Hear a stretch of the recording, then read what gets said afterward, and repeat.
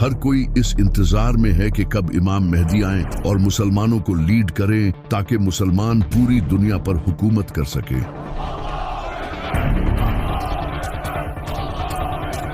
लेकिन हर कोई ये जानना चाहता है कि इमाम मेहदी आएंगे कब।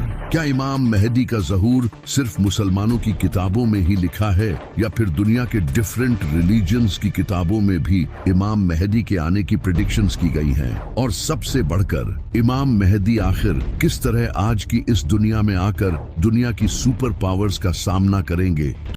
ये जो लफ्ज है महदी, इसका मतलब होता है रहनुमाई करने वाला, यानी कि एक ऐसा इंसान जो लोगों को जुल्म से निकालकर जीत दिलाए। और ये कंसेप्ट नबी सल्लल्लाहु अलैहि वसल्लम के आने से पहले का दुनिया में एग्जिस्ट करता था।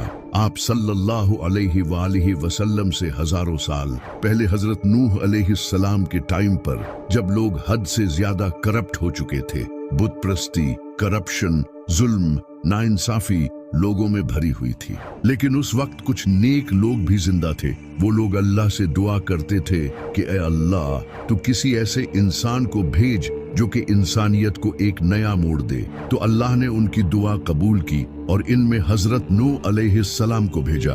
उन्होंने इन लोगों को 950 सालों तक वार्न किया, लेकिन इंसानियत बदतरीन हो चुकी थी। उन्होंने हजरत नूह अलैहिस्सलाम की बात नहीं मानी सिवाय कुछ नेक लोगों के। तो अल्लाह ने हजरत नूह अलैहिस्सलाम को एक कश्ती बनाने का हुक्म दिया। हजरत नूह अलैहिस्सलाम ने कश्ती तैयार की और हर स्पीसीज के जानवर को अपने साथ ले लिया, जिसके बाद एक बड़ा फ्लड आया जिसने इन लोगों को खत्म कर दिया। और इसके बाद हजरत नूह अलैहिस्सलाम ने अपने फॉलोअर्स के साथ एक नई शुरुआत की।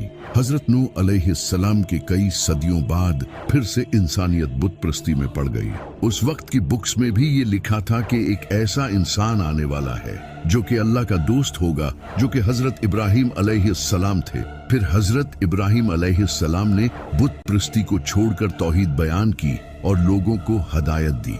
हजरत इब्राहिम अलैहिस्सलाम के कई सदियों बाद बनी इसराइल इजिप्ट में बड़ी तादाद में बढ़ने लगे और ग्रो करने लगे। लेकिन उस वक्त इजिप्ट पर फिरौन की हुकूमत थी। फिरौन को बनी इसराइल से खतरा महसूस हुआ और इसने बनी इसराइल को अपना गुलाम बना लिया और इन पर बहुत जुल्म किया।